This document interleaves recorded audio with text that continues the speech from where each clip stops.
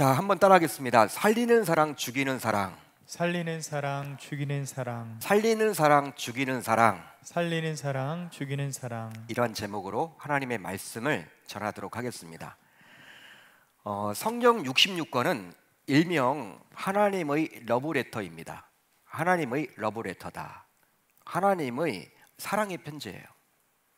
따라서 성경은요, 하나님의 사랑 스토리, 사랑 이야기입니다. 하나님께서는 율법과 수없이 많은 선지자들과 그리고 사도들을 통해서 자신의 백성들에게 사랑에 대해서 이야기를 해주고 있습니다. 그 사랑의 극치는 바로 우리를 속량하고자, 즉 우리를 구원하고자 자신의 하나밖에 없는 아들 예수 그리스도를 이 세상에 보내셨고 십자가에 달려 죽게 하셨다라는 거예요. 그만큼 자신의 아들을 죽게 하실 정도로 하나님께서는요, 저와 여러분들을 사랑하십니다. 믿으시면 아멘. 따라서 이런 하나님의 사랑은 어떤 다른 사랑보다도 더 넓어요. 또 더 깊습니다. 바다보다 깊은, 바다보다 넓은 사랑이 바로 우리 주님의 사랑이라 할 수 있겠죠. 세상 어떤 사랑보다도 우리 주님의 사랑은요, 더 깊고 더 넓다라는 거예요. 그러니까 우리가 어릴 적에 이런 이야기 많이 들었죠. 태평양 바다보다도 더 깊고 더 높다. 그게 바로 하나님의 사랑이다.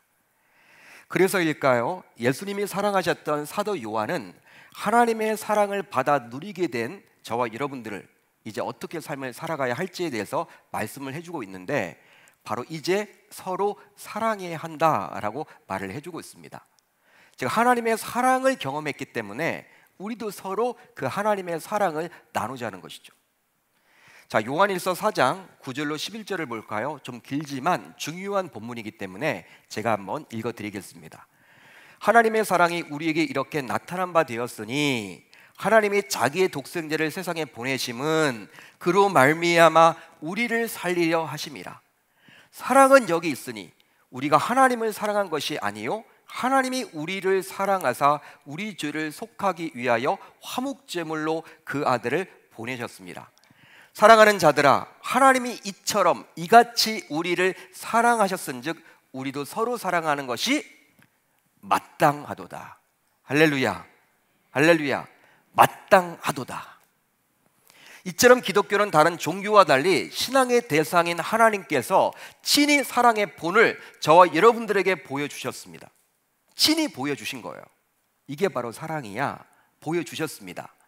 따라서 그런 사랑을 받게 된 저와 여러분들 모두 이제 서로 사랑하면서 삶을 살아가야 하는 것이죠.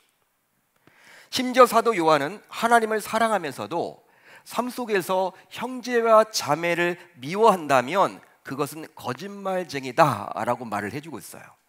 요한일서 4장에 나옵니다. 여러분, 하나님 사랑하시기 때문에 이 자리에 나오셨죠? 지금 우리가 하나님 사랑하기 때문에 예배를 드린단 말이에요. 하나님 사랑하기 때문에 헌금도 드리죠. 하나님 사랑하기 때문에 충성봉사도 하죠. 사역도 하죠. 교회 직분도 맡으셨죠. 그런데 우리가 삶 속에서 형제와 자매를 미워하면요, 그것은 한마디로 거짓말쟁이래요. 쇼하는 거래요. 뻥이래요. 말만 우리가 그렇게 하나님 사랑한다 사랑한다 하는 거랍니다. 하나님이 그렇게 지금 말씀을 해주고 있습니다. 정말 무서운 이야기죠. 그러면서 형제와 자매를 사랑하지 아니하는 자는 결단코 하나님도 사랑할 수 없다라고 이야기를 해주고 있습니다. 여러분, 저는 말씀을 묵상하면서, 말씀을 준비하면서 참 마음이 무거웠어요. 우리가 입으로는 하나님을 사랑합니다, 하나님 사랑합니다 말은 하는데, 여러분 삶 속에서 만나게 되는 형제와 자매들을 미워하면 우리가 하나님 사랑할 수 없다라고 하나님은 이렇게 말하고 있으니 참 여러분 어떻게 해야 될까요? 한마디로 하나님 사랑과 이웃 사랑은 서로 뗄래야 뗄 수가 없다라는 것입니다. 진짜 하나님을 여러분들이 사랑한다면 그 하나님 사랑하는 것을 이웃들에게, 즉 형제 자매들에게 사랑함으로 그것을 증명해낼 수 있어야 한다는 거예요. 사도 요한뿐만 아니라 바울 역시 고린도전서 13장 일면 사랑장을 통해서 아무리 눈에 보이는 대단한 은사를 가지고 있다 하더라도 사랑이 없으면 그것은 아무런 유익이 되지 못한다라고 분명히 말을 해주고 있습니다. 여러분들이 방언의 은사를 받아서 3시간 4시간 하루에 기도를 한다 하더라도 여러분, 사랑하는 마음이 없으면, 사랑하지 않으면, 형제와 자매를 사랑하지 않으면 그것은 아무런 소용이 없다라는 거예요. 하나님이 받으시는 기도가 아니라는 거예요. 설령 여러분들이 신유은사를 받으셔가지고 여러분 손만 얹으면 이게 병이 낫는 놀라운 기적과 이적을 베푸는 자라 할지라도 사랑하는 마음이 없다면 그 신유은사가 우리 주님이 고쳐주는 게 아니라는 거예요. 여러분, 지금 우리 주님이 그렇게 지금 이야기를 하고 있습니다. 그만큼 사랑이 중요하다는 것이죠. 그러면서 결혼식 축가에서도 종종 불려지는 사랑이 과연 무엇인지에 대해서 저와 여러분들에게 다음과 같이 소개를 해주고 있어요. 사랑은 오래 참고, 사랑은 온유하며, 시기하지 아니하며, 사랑은 자랑하지 아니하며, 교만하지 아니하며, 무례히 행하지 아니하며, 자기의 유익을 구하지 아니하며, 성내지 아니하며, 악한 것을 생각하지 아니하며, 불의를 기뻐하지 아니하며, 진리와 함께 기뻐하고, 모든 것을 참으며, 모든 것을 믿으며, 모든 것을 바라며, 모든 것을 견디느니라. 이게 바로 사랑이라는 거예요. 여러분, 바울을 통해서 하나님은 지금 사랑이 무엇인지 우리에게 소개를 해주고 있는데, 여러분들이 이 말 했을 때 아멘이 안 되죠, 잘. 왜요? 여러분, 이런 바울이 소개한 이 사울을 딱 들었을 때, 야, 만만치 않겠구나. 우리 삶 속에서 어떻게 이것을 지킬 수 있을까? 실제로 옮길 수 있을까? 거의 불가능할 것처럼 보이지 않습니까, 여러분? 그러다 보니까 아멘이 잘 안 돼요. 실제 이런 식으로 사랑을 하려면요, 바울이 소개한 이 사랑을 하려면 스스로 손해와 희생을 감수해야만 할 수 있는 것입니다. 여러분, 따라서 이런 사랑을 하려면요, 타고난 이기적인 본성과 치열하게 싸워야만 해요. 사람은 누구나 이기적이죠. 태어날 때부터 이기적입니다. 왜? 조성을 가지고 있기 때문에, 주인이기 때문에. 누구나 여러분 자기 거 먼저 챙겨요. 손해보려고 하지 않습니다. 희생하려고 하지 않습니다. 그런데 바울이 지금 이야기하는 이 사랑을 우리 삶 속에서 녹여내려면 여러분, 이 현실적으로 타고난 이기적인 본성과 치열하게 싸움이 일어나야 돼. 다퉈야만 해. 그렇기 때문에 쉽지 않죠. 이 사랑을 해나간다는 그 자체가 쉽지 않습니다. 하지만 하나님께서는 이미 우리를 사랑하셨습니다. 그리고 지금도 역시 우리를 동일하게 사랑하십니다. 이런 사랑을 받은 우리는 이제 주변 이웃들, 즉 형제와 자매들을 동일하게 사랑해야 할 줄로 믿습니다. 우리가 하나님의 사랑을 받은 자로서 이제 우리의 이웃들을 사랑할 수 있어야 하는 것이죠. 자, 그렇다면 누군가를 사랑한다고 하면 그 누군가가 하자는 대로 그냥 따라주고 무조건 용납하고 무조건 용서해야만 하는 것일까요? 여러분, 어떻게 생각하십니까? 여러분, 누군가를 내가 사랑하려고 하는데 그렇다면 그 사람이 요구하는 것들은 다 들어줘야 하는 것입니까? 그게 사랑입니까? 여러분, 어떻게 생각하세요? 실제로 예수님께서는 산상설교를 통해서 마태복음 5장에서 너희 원수를 사랑하라 라고 이야기를 합니다. 너희 원수. 와, 원수까지도 사랑하래요. 그 말뿐만 아니라 어떤 말을 하셨냐면 너희를 박해하는 자를 위해서 기도하라. 박해하는 자를 위해서 기도하라. 쉽지 않죠. 여러분, 여기에 나와 있는 이 원수는요, 내 자녀를 여러분 엉망으로 만들었던, 여러분 망치게 했던 그 원수를 말할 수도 있고, 내 부모의 원수도 있고, 나에게 커다란 희생과 손해를 입힌 자일 수도 있습니다. 그러니까 용서할 수 없는 그러한 자까지도 우리 주님은 지금 어떻게 하라? 사랑하라고 말을 해주고 있어요. 따라서 상대의 말과 행동을 무조건 존중하며 용납하는 것이 곧 사랑처럼 여겨지기도 하죠. 왜? 예수님께서 원수까지도 사랑하라고 했기 때문에.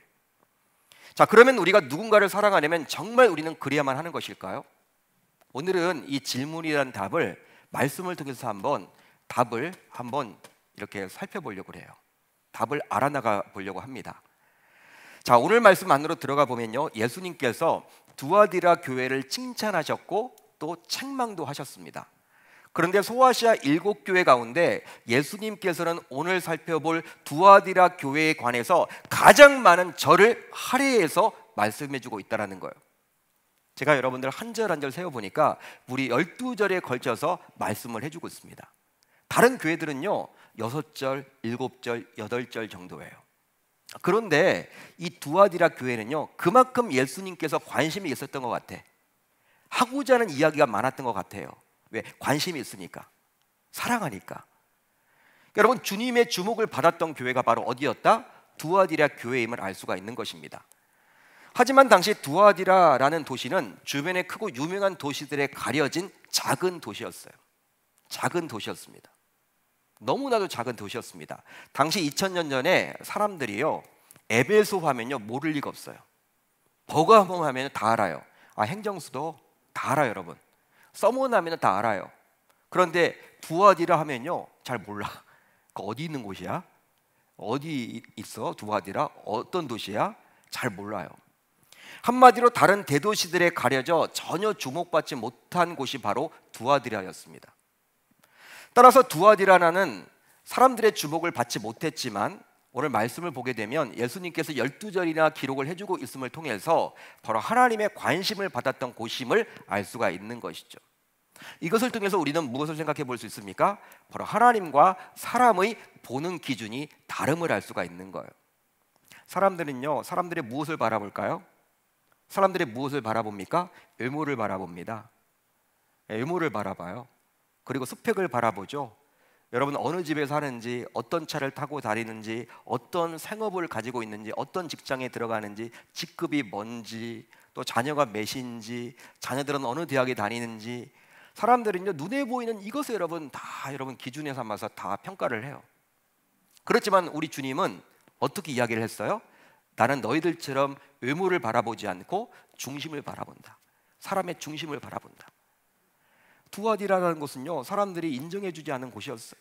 사람들이 여러분들 뇌리 속에 남아있지 않은 곳이었어. 사람들이 잘 모르는 곳이었어. 그렇지만 그러한 곳이었지만 우리 주님은 그곳에 집중하고 있다는 사실이에요. 이처럼 두아디라라는 곳은 정치적으로나 행정적으로 또 군사적으로 중요한 도시는 아니었습니다. 중요 도시는 아니었어요. 하지만 상업이 발달했습니다. 즉 장사가 발달했다는 거예요. 따라서 그곳엔 상인들과 장인들이 많이 거주했겠죠. 자, 그러면 특히 어떤 상업이 발달했을까요? 여러분 당시 어떤 상업이 발달했을까요? 바로 이 두아디라라는 곳은요 염색, 가죽, 의복, 구두 만들기 등과 같은 패션 산업이 발달했어요. 패션 산업. 패션이 여러분 발달한 곳이야. 그래서일까요? 사도행전 16장에 나오는 자색옷감 장수였던 루디아가 바로 이곳 출신이었습니다. 사도행전 16장을 보게 되면요 이제 사도 바울이 본래 소아시아에서 복음을 전하다가 마게도냐 사람이 이렇게 나타나서 환상 가운데 나타났죠. 그래서 유럽에 와서 우리를 도우라라는 그 환상을 듣고 이제 사도 바울이요 아시아에서 유럽으로 나아갑니다. 유럽에 가서 복음을 전해요. 그때 처음 갔던 도시가 빌립보라는 도시였는데 여러분 그 빌립보라는 여러분 그곳에서 누구를 만났냐면 자색 옷감 장사였던 누디아를 만나는데 그 누디아가 바로 이 두아디라 출신이었습니다. 그만큼 두아디라는요 이 염색이 발달했고 옷감이 발달했고 바로 이 구두 만들기 이런 패션 산업을 여러분 이끌었던 도시가 바로 그곳이었어요. 여러분 이처럼 상업이 발달하면서 이제 그곳에는 길드 조직체가 생겨나게 되었는데요. 한마디로 협동조합입니다. 당시 이 길드 조직체, 즉 협동조합에 들어가야지만 물건을 떼어와서 장사를 할 수 있었단 말이에요. 그러다 보니까 신앙을 지키기 원했던 크리스찬들은 갈등할 수밖에 없었습니다. 왜냐하면 길드 조직체에 들어가게 되면 각 업종을 지키는 신들을 숭배해야만 했기 때문입니다. 예를 들어서 구두 만드는 업종이다 그러면요 구두 만드는 업종을 지켜주는 신이 있어요. 그 당시에는 또 염색 만드는 길드 조직체다라고 하면요 염색을 여러분 지켜주는 신이 있습니다. 그 길드 조직체 가입 조건이 바로 무엇이냐면 그 신에게 숭배하는 거예요. 여러분 결국 우상을 숭배함으로 관행적으로 이어져 왔던 행음도 해야만 했고 우상의 제물도 먹어야만 했습니다. 한마디로 하나님이 가장 싫어하는 우상 숭배와 음행을 저질러야만 했기 때문에 그냥 단순히 교회 정도만 다니는 신자들은요 여러분 먹고 살아야 할 문제 해결하기 위해서 그런 길드 조직체에 쉽게 가입을 해서 먹고 살겠지만 또 제대로 신앙을 지키고 여러분 제대로 신앙생활을 하고 하나님께서 가장 싫어하는 우상 숭배를 하지 않기를 원했던 신자들의 경우에는요 정말 먹고 살아가야만 하지만 이 길드 조직체에 쉽게 가입은 하지 못하는 거예요. 교회에 나와서도요 이러지도 못하고 저러지도 못하는 형편이죠. 왜? 하나님이 그것을 너무 싫어한다는 것을 너무나 알기 때문에. 여러분, 믿음이 들어가니까 여러분 할 수가 없는 거예요. 여러분, 당시 교회가 그런 문제가 있었습니다. 어려움이 있었습니다. 아니, 특별히 나는 여러분 손가락을 여러분 빤다고 세요. 나는 어려워서, 생활이 어려워서 나는 여러분 손가락 빨고 여러분 생활을 할 수 있지만 내 어린 자녀들은 학교를 보내야 될 거 아니에요. 학원을 보내야 될 거 아닙니까? 연로하신 부모님은 병원을 가야 될 거 아니에요. 재정이 필요한데 어떻게 하실래요? 여러분, 신앙을 무조건 지킬 수 있을까요? 물건을 여러분 안 주는데 어떻게 장사를 합니까? 이러지도 못하고 저러지도 못하죠.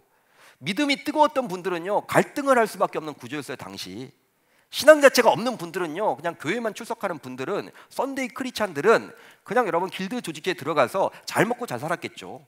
그렇지만 믿음이 좋은 사람들은요, 쉬운 일이 아니었다란 말이에요. 따라서 먹고 살아가야 하는 현실과 신앙 사이에서 당시 두아디라 교회 성도들은 갈등할 수밖에 없었습니다. 이러지도 못하고 저러지도 못하고. 따라서 이런 성도들에게 주님께서는 칭찬할 것들은 칭찬을 해주시고 또 책망할 것들은 책망을 하심으로 주님께서 원하시는 성도로서 살아가기를 기대하셨다라는 거예요. 자, 그렇다면 주님께서는 이제 이 교회에 어떤 점을 칭찬하셨을까요? 어떤 점을 칭찬하셨습니까? 자, 오늘 본문 19절을 볼까요? 우리 한번 같이 읽어봅니다. 시작. 내가 내 사업과 사랑과 믿음과 섬김과 인내를 아노니 내 나중 행위가 처음 것보다 많도다. 아멘. 여러분, 단어에 여러분 집중하셔야 돼요. 이 구절을 보실 때 사업이라는 단어가 나와 있습니다. 그리고 사랑, 믿음, 섬김, 인내, 이 순서대로 말씀을 드리겠습니다. 이 구절에 나온 사업은 바로 그들의 행위를 일컫는 말이에요. 행위 그 자체를 말하는 거예요. 하지만 단순한 봉사 혹은 장사는 아닙니다. 우리는 보통 사업합니다 라고 하면요, 어떤 여러분 돈이 오가는 그 생업을 말하죠. 주로 사업한다고 하면. 여기에 나와 있는 그것은 그런 뜻이 아니라 바로 단순한 봉사 아니면 장사가 아니에요. 오히려 무엇이냐? 그리스도를 세상 속에 증거하는 일을 말하는 것입니다. 한마디로 선교 사업을 말하는 거예요. 여러분, 먹고 살기도 힘든데 그들은 여러분 선교와 전도를 놓치지 않았다라는 거예요. 그걸 여러분 우리 주님이 칭찬해 주십니다. 지금 현재도 우리도 마찬가지죠. 폭우가 있고 물가가 많이 오르고 힘들고 어려워서 우리도 먹고 살기 힘든데, 목사님은 또 이렇게 해외 선교사들을 돕자고 하고, 또한 농촌 교회를 돕자고 하고, 또한 도시 미자립 교회를 돕자고 하니 참 어떻게 해야 될까? 그렇지만 믿음으로 우리는 또 여러분 후원을 하죠. 또 헌금을 하죠. 왜? 선교와 전도가 중요하기 때문에. 그 선교 사업이 너무나 중요하기 때문에. 여러분, 우리가 하려고 하는 것처럼 당시 이 두아디라 교인들도요, 이 사업에 여러분 목숨을 걸었다는 거야. 근데 자신의 여러분 먹고 사는 그 사업이 아니라 바로 선교 사업, 전도 사업에 최선을 다했다는 것입니다. 지금 그것을 우리 주님이 칭찬해주고 있다는 거예요.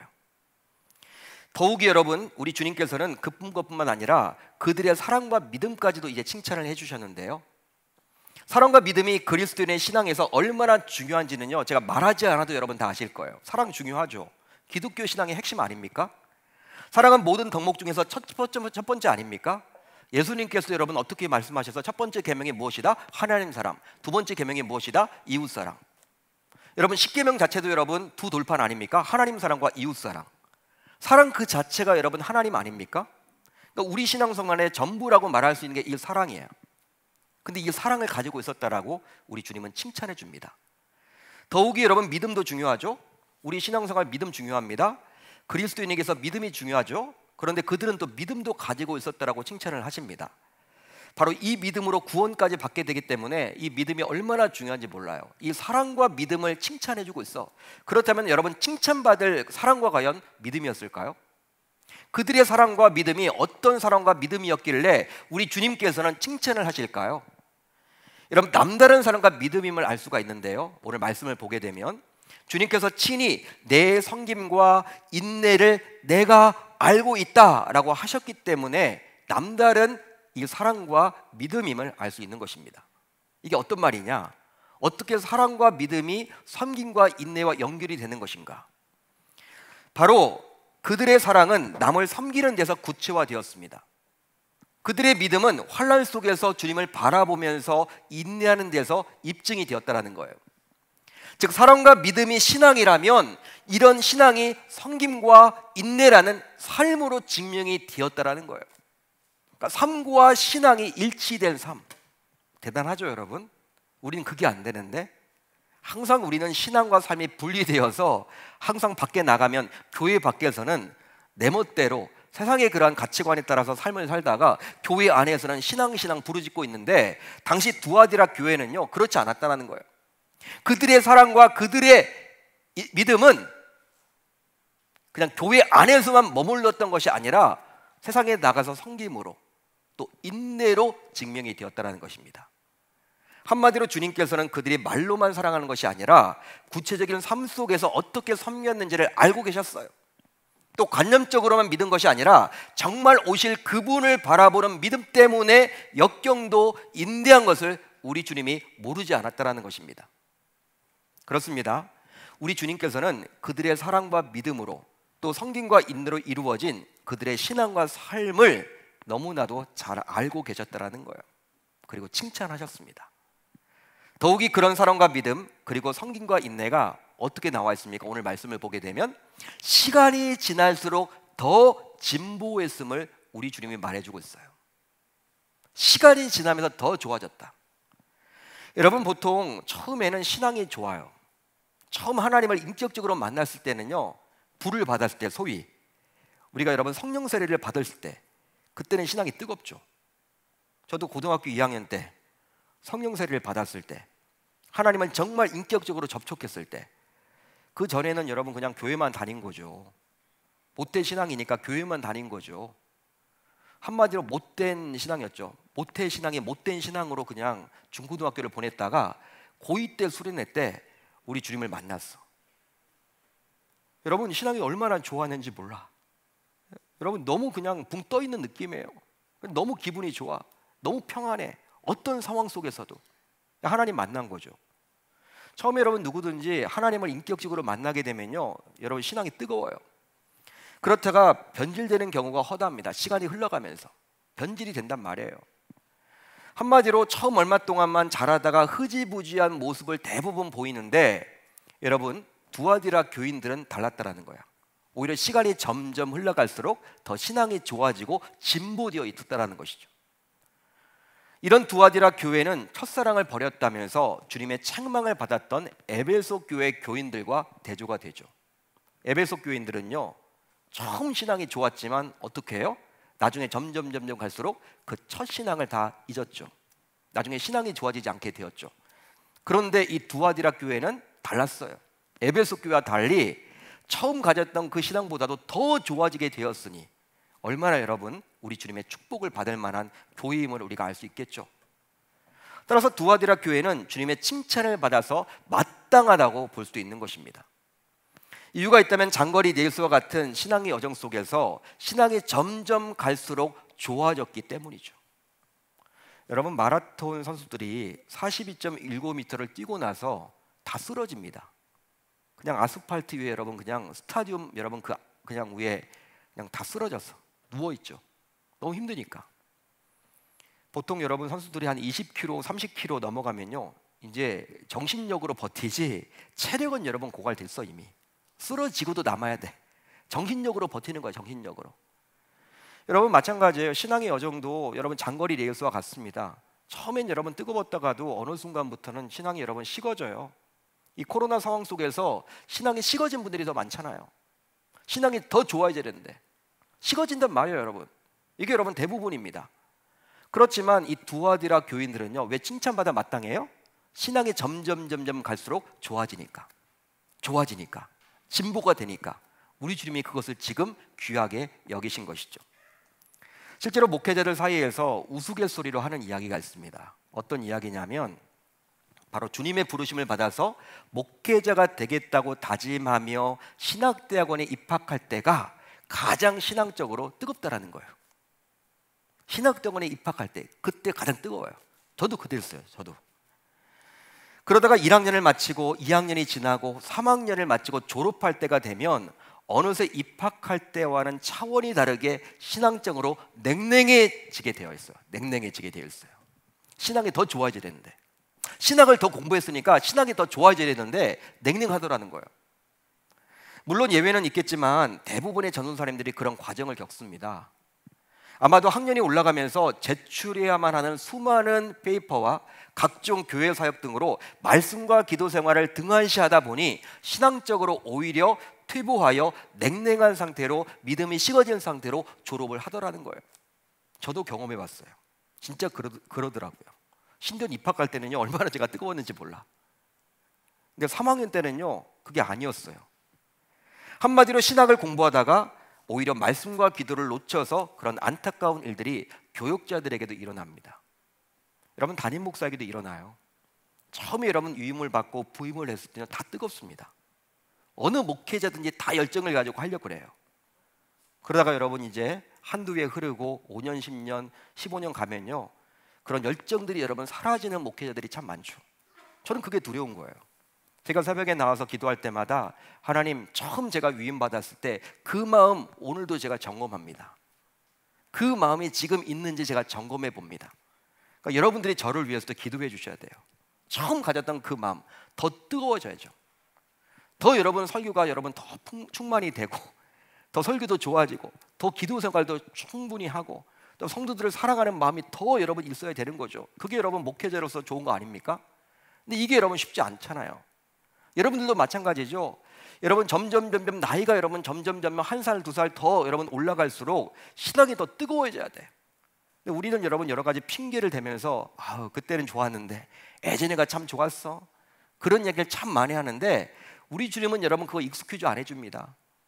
예? 여러분 신앙이 여러분 점점 더 좋아져야 한다는 거예요. 그렇게 될 수 있기를 바랍니다. 자, 그렇다면 이제 우리 모두 자신의 신앙을 한번 점검해 보자고요. 이게 중요하겠죠. 바로 두아디라 교회처럼 신앙생활을 하면 한지 오래되면 오래될수록 점점 신앙적인 진보가 일어나서 우리 주님으로부터 과연 칭찬을 받을 수 있을지 자신의 신앙을 점검해 보자는 거예요. 하지만 우리들 가운데 일부는 안타깝게도 예전에는 자신이 느끼기에도 신앙생활을 참 열심히 했지만 지금은 이런저런 이유로 신앙이 식어졌다면, 이제 다시금 두아디라 교회의 신앙을 칭찬했던 우리 주님의 마음을 떠올리면서 나 역시도 다시금 식어진 믿음이 회복되어서 우리 주님의 칭찬을 받으면 좋겠다라고 다짐하고 결단할 수 있기를 바랍니다. 물론 이런 다짐과 결단이 우리의 의지만으로 되지는 않고 오로지 하나님께서 은혜를 주실 때만이 가능한 것이기에 이 시간 우리 주님의 은혜를 구하는 저와 여러분들이 모두 되셨으면 좋겠습니다. 하지만 오늘 말씀을 보게 되면 두아디라 교회 역시 지상 교회였어요. 어떻게 알 수 있느냐? 우리 주님이 책망을 하시죠. 완벽한 교회라면요, 책망 안 할 거 아니에요. 100점짜리 교회라면 책망 안 할 거 아니에요. 신앙이 점점 좋아지는 그런 교회에도 문제거리가 있었다라는 것입니다. 책망받을 짓을 했다라는 거예요. 그게 바로 무엇입니까? 20절이죠. 같이 한번 읽어봅니다. 시작. 그러나 내게 책망할 일이 있노라. 자칭 선지자라 하는 여자 이세벨을 내가 용납함이니 그가 내 종들을 가르쳐 깨어 행음하게 하고 우상의 제물을 먹게 하는도다. 여러분, 이 구절이 어떤 내용일까요? 두아디라 교회가 이세벨의 교묘한 논리를 수용했고 그 잘못됨을 알면서도 용납, 즉 묵인했다며 우리 주님께서는 책망하셨습니다. 당시 이세벨은 오늘 말씀을 보게 되면 자칭 선지자라 하는 여자예요. 자칭 선지자라는 여자. 아니 목사님, 선지자면 선지자지 자칭 선지자는 뭡니까? 여러분, 자칭 선지자는 뭐예요? 한마디로 하나님과 아무 상관이 없는 선지자로서 스스로 선지자라고 여긴 거예요. 요즘 말로는요, 여러분 정규 신학대학원 신학교 가본 적도 없어, 문턱도 없고 자기가 스스로 어느 날 갑자기 기도하더니 나 목사야, 이렇게 이야기하는 것과 똑같아. 여러분, 자칭 선지자는요, 선지자가 아니라는 거예요. 여러분, 자기 혼자만 선지자라고 하는 것이지 하나님께서 인정해 주는 선지자가 아니라는 거예요. 실제 열왕기서를 보게 되면 이세벨은 본래 시도난 엣발의 딸로 가증스러운 우상 숭배자였습니다. 그런데 안타깝게도 이스라엘의 아합 왕은 하나님의 말씀을 어기고 이방 여인이었던 그녀와 결혼해 버렸어요. 하나님은 분명히 말씀을 통해서, 율법을 통해서 이방 배우자와 결혼하지 말라라고 했죠. 왜? 결혼하는 순간 그 이방신을 섬길 확률이 높아지기 때문에 하지 말라는 거예요. 하나님은 떠난다라는 거예요. 그런데 여러분, 이 아합이요 결혼을 해버렸어, 이스벨과. 그 결과 아합은 아내에게 휘둘려 악한 왕의 대명사가 되어버렸죠. 아합과 이세벨은 하나님의 선지자들을 죽였습니다. 하나님의 좋은 선지자들을 다 죽였어요. 그뿐 아니라 이스라엘로 하여금, 백성들로 하여금 바알과 아스라를 섬기도록 만들었어. 이스라엘 곳곳에 바알 신전을 세우고 아스라 신전을 세우고 또 그들을 섬기는 선지자들까지 양산해 내었어. 이게 바로 아합과 이세벨이었습니다. 심지어 이세벨은 갈멜산상에서 엘리야 선지자를 통해서 일하시는 하나님의 위대한 역사를 봤음에도 불구하고 엘리야 선지자를 죽이려고까지 했던 악랄한 여왕이었습니다. 악랄한 여러분 배우자였어. 아합의 와이프였어요. 따라서 이세벨은 구약시대 이스라엘, 즉 하나님의 백성들을 타락시킨 여자의 대명사입니다. 이세벨. 여러분, 이세벨로 이름 지어서는 안 되겠죠. 이세벨, 악랄한 여인의 대명사. 그런데 신약시대에도 이런 이세벨과 같은 여인이 있었으니 바로 두아디라 교인들을 유혹해서 영적으로 타락시켰다는 거예요. 성경학자들에 따르면 아마도 두아디라 교회를 타락시킨 이 이세벨은 이방 신전의 성창 출신이거나 그게 아니면 교회 지도자의 아내였을 것으로 추론을 합니다. 교회 지도자인 장로의 와이프거나 안수 집사의 와이프거나 교회를 오랫동안 다녔던 영향력 있는 자의 와이프였을 것으로 성경학자들은 생각을 해요. 당시 그녀는 아름다운 미모를 가지고 있었고 화려한 언변의 기술을 가지고 있었습니다. 딱 보면요 사교적이에요. 매력적이에요. 말을 하면 얼마나 잘하는지 몰라. 청산유수처럼 말을 잘해. 설득력이 있어. 외모도 여러분 뒷받침이 돼 있어요. 여러분, 그런 것들을 가지고 선지자 노릇을 했던 것이죠. 본래 선지자는 하나님으로부터 직접 말씀을 듣습니다. 하나님으로부터 직접 계시를 받은 자가 바로 이 선지자예요. 그러다 보니 이세벨은 자신이 하나님으로부터 직접 말씀을 들은 선지자라고 여기면서 여러분 그렇게 말을 하면서 두아디라 교인들에게 어떻게 주장을 했냐면 음행을 해도 좋다, 음행을 해도 괜찮아, 또 우성에게 바쳐진 재물을 먹어도 괜찮아 라고 비성전적인 말을 막 전했어. 사랑방에 모이라고 하더니 여러분 이렇게 뭐 계속 여러분 우상의 재물을 먹어도 돼, 행음해도 돼, 이런 얘기를 계속 하는 거야. 이거 비성경적이죠. 여러분 앞에서 잠시 말씀을 드렸지만 당시 상업이 발달했던 두아디라, 그곳에 있던 교회였기에 교인들은 먹고 살기 위해서 길드 조직체였던 협동조합에 들어가야만 했는데 막상 함부로 들어갈 수가 없었으니 무엇 때문에? 신앙적인 갈등 때문에 들어가기를 망설였다고 제가 앞에서 말씀드렸었습니다. 그런데 하나님으로부터 직접 계시를 받았다면서 이 이세벨이 먹고 살아가야 하는 문제이기 때문에 이것이 중요한 문제이다 보니 길드 조직체에 들어가서 음행하고 우상제물을 먹는 것을 하나님도 다 이해할 것이다. 먹고 사는 거 중요한데 어젯밤 내가 꿈을 꿨는데 하나님이 나에게 말씀하셨어. 먹고 사는 것은 중요한 문제이기 때문에 우상의 재물을 먹어도 되고 또 음행을 해도 돼, 우상 숭배도 돼, 이거 내가 용서해 줄 거야, 이거 내가 용납할 거야, 하나님이 그렇게 말씀을 했다라고 막 전하는 거예요. 근데 이러한 이세벨의 이야기를 듣고 이 두아디라 교인들이 훅 빠져버립니다. 수긍을 해버려요. 끄떡끄떡 해버린다는 거예요. 여러분 왜 신앙적인 갈등이 없겠습니까? 여러분 이러지도 못하고 저러지도 못한데 하나님의 선지자라는 사람이 나타나가지고 그런 여러분들 확실한 말을 전해주니 그들의 눈이 여러분 다 밝아져가지고 그쪽으로 여러분 혹하는 거예요. 한마디로 이단에 넘어가 버린 거예요. 여러분 그 결과 두아디라 교인들 가운데 아무런 죄책감도 없이 행음도 해버리고요, 우상의 재물을 먹는 경우가 심심치 않게 발달하게 되었어.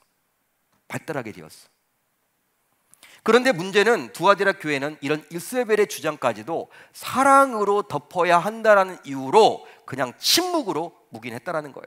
이게 문제예요. 문제. 아니 교회 내에 이단이 들어왔는데 그냥 사랑해야 된다, 그들도 품어야 된다, 그들 상처받으면 안 되잖아, 어쩔 수 없는 거 아니야, 그들의 동조라는 세력들이 있는데 그들 다 교회 떠나가면 어떡해, 이런 논리로 사랑을 여러분 잘못 왜곡한 거죠. 덮어버린 거예요. 묵인해버린 거예요. 침묵으로 일관했습니다. 아마도 두아디라 교회는 주님으로부터 칭찬받을 정도로 사랑이 넘치는 교회이다 보니 이세벨과 같은 이단의 주장 요소도 쉽게 반박하지 못했고 그냥 묵인했던 것만 같아요. 그냥 묵인해 버린 것이죠. 결국 주님께서는 이런 두아디라 교회의 모습을 다음과 같이 책망하십니다. 제가 읽어드릴게요. 자칭 선지자라는 여자 이세벨을 내가 용납함이니, 내가 묵인함이니, 내가 침묵으로 동조함이니 그가 내 종들을 가르쳐 꿰어 행음하게 하고 우상의 제물을 먹게 하는도다. 우리 주님의 책망입니다. 내가 용납했다. 한마디로 두아디라 교회는 원수까지도 사랑하라는 우리 주님의 말씀에 순종한다는 이유로 비성경적인 주장을 하는 이단이 교회 내에 들어와서 성도들을 유혹하는데도 그냥 참고 용납했다라는 거예요. 이것은 바로 두아디라 교회가 이 사랑의 개념, 하나님의 사랑의 개념을 잘못 이해했기 때문입니다. 사랑이 뭔지를 잘못 이해한 거예요. 자, 그렇다면 어떻게 하는 것이 바로 하나님께서 원하시는 진정한 사랑일까요? 하나님께서 원하시는 진정한 사랑의 개념은 뭘까요? 바로 사람을 죽이는 방향이 아니라 사람을 살리는 방향으로 하는 것이 곧 진짜 사랑입니다. 믿으시면 아멘. 아멘. 사람을 죽이는 방향이 아니라 사람을 살리는 방향으로 하는 것이 곧 진짜 사랑이라는 거예요.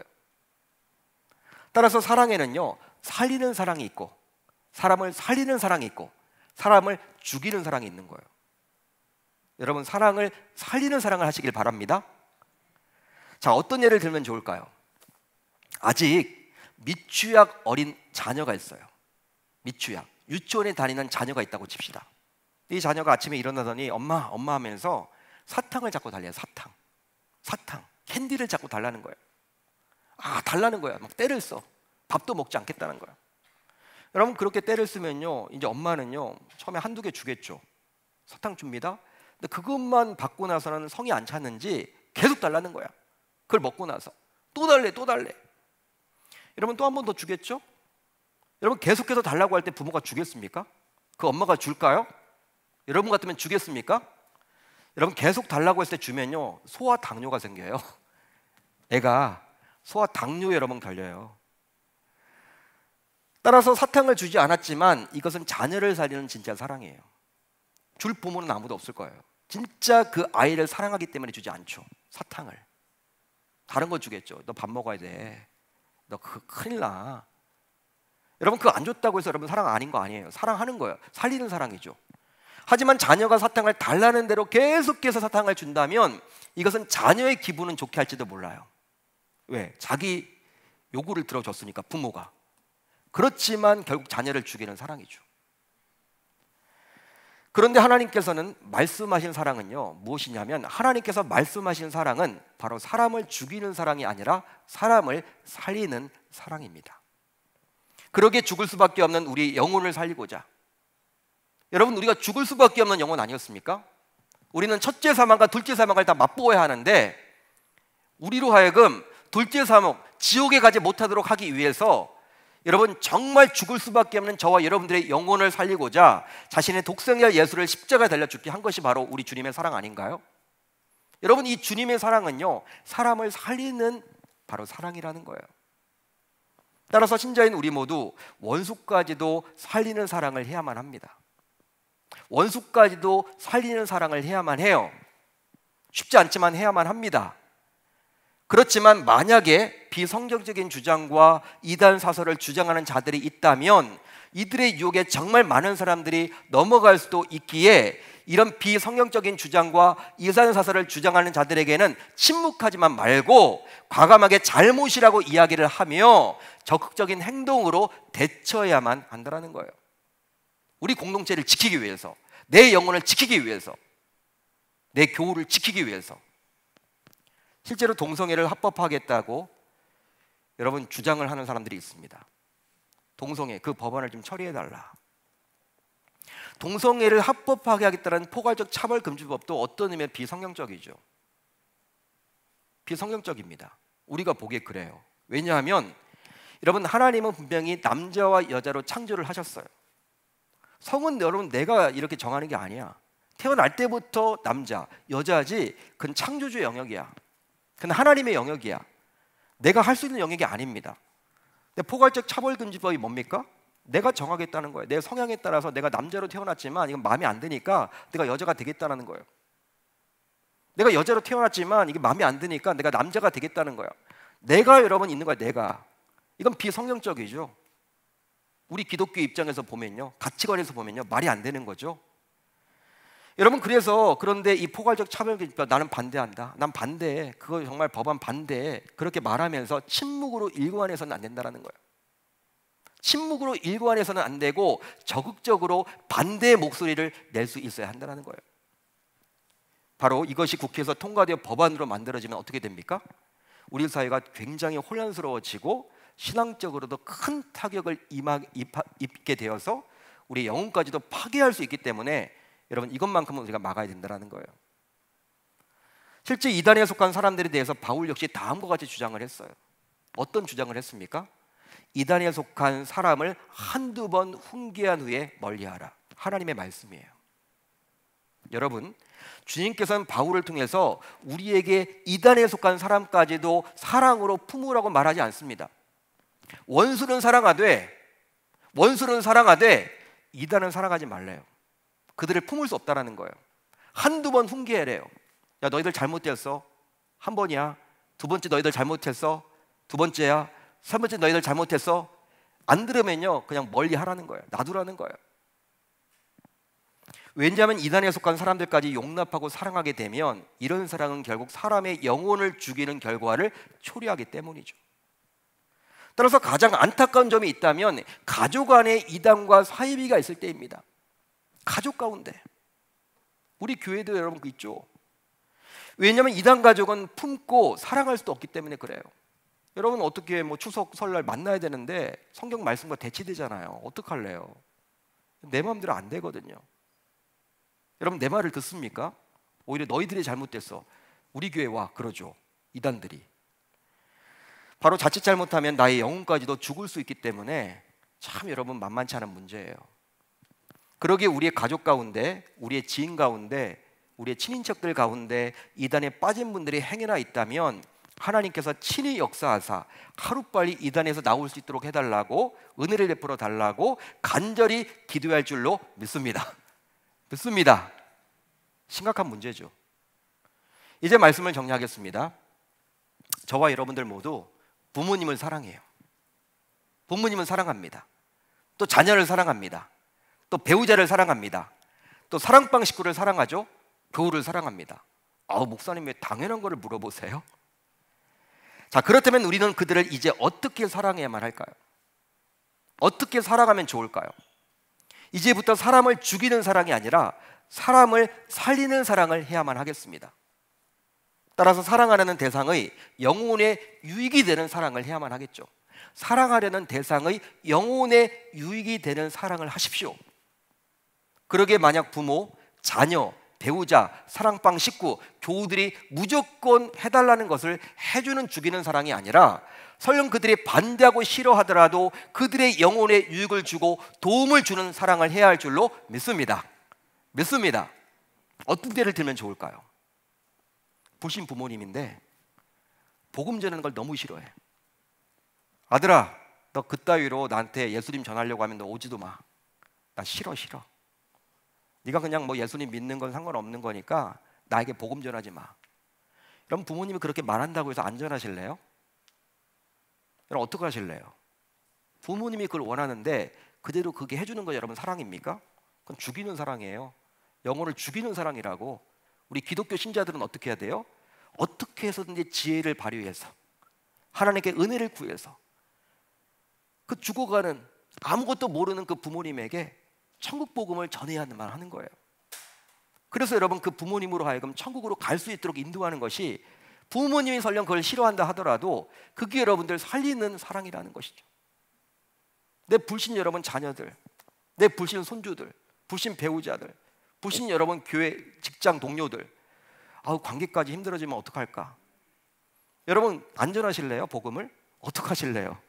그건 여러분 그 영혼을 죽이는 거예요. 그 사랑 아닙니다, 여러분. 가짜 사랑입니다. 진짜 하나님의 사랑은요, 그러니까 지혜를 발휘해서 관계를 상하지 않으면서도 어떻게 해서든지 복음을 전하려고 몸부림치는 것이 바로 진짜 살리는 사랑이라는 거예요. 그걸 하실 수 있어야 한다는 것이죠. 사랑방도 마찬가지예요. 사랑방에 자꾸 예수님 얘기하지 말고 우리 놉시다. 우리 그냥 교제만 나눕시다. 자녀들 이야기만 합시다. 그냥 나중에 끝날 때 기도만 정도만 하고 자꾸 뭐 성경 공부한다고 하는데 하지 맙시다. 그렇게 여러분 이야기를 하더라도 사랑 목자들은요, 중심을 잡고 그래 교제를 좀 하다가도 그리스도로 맞춰져야 하는 거예요. 그리스도를 전해야지만 그 영혼을 살릴 거 아닙니까? 그것이 바로 사람을 살리는 사랑이기 때문이죠. 여러분, 가짜가 반치는 바람에 사랑조차도 죽이는 사랑을 하기가 참 쉽습니다. 하지만 이제부터 우리 모두 사람을 살리는 사랑을 함으로 진짜 사랑의 원조인 하나님의 사랑을 하는 저와 여러분들 모두 되실 수 있기를 우리 주님의 이름으로 축원합니다. 축원합니다. 사람을 살리는 사랑을 하세요. 사람을 죽이는 사랑을 하지 마세요. 여러분, 듣기에 좋은 말만 하지 마시고 복음도 전할 수 있어야 합니다. 여러분, 진짜 친한 친구라면요, 진짜 중요한 예수님을 전할 수 있어야 돼요. 11월 두 번째 주일이 우리 행복나눔 축제 날입니다. 우리가 지난 2년 동안 코로나 때문에 전도축제를 하지 못했는데 11월 두 번째 주일이 여러분 이렇게 우리가 정했습니다. 이제 우리가 어떻게 해야 될까요? 이제 VIP도 우리가 작성을 하고 누구를 교회로 모시면 될까? 누구를 전도하면 될까? 여러분들이 기도하시면 좋겠고요. 여러분, 나는 주변에 예수 믿는 사람들밖에 없는데, 여러분 예수를 믿었다가도 지금 여러분 코로나 이후로 교회를 등한시하는 분들이 얼마나 많은지 몰라요. 그분들에게 살리는 복음을 전하자고요. 살리는 사랑을 전하자고요. 그게 바로 저와 여러분들이 해야 될 이름을 깨닫고 그렇게 살아갈 때 하나님께서 인정하는 우리 계명의 권속들이 다 되리라 저는 믿습니다. 그렇게 살아가겠다라고 다짐하고 결단하는 이번 한 주가 되실 수 있기를 우리 주님의 이름으로 축원합니다.